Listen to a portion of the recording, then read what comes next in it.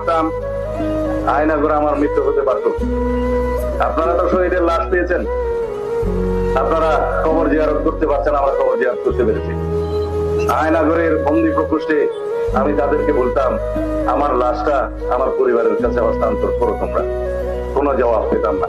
আল্লাহর কাছে প্রার্থনা করতাম, ইয়া আল্লাহ, আমার লাশটা, আমার কবরটা কি আমার ওয়ারিসরা দেখতে পাবে না? আমার সন্তানরা কি তার বাবা কোথায় দাফন হয়েছে দেখতে পাবে না?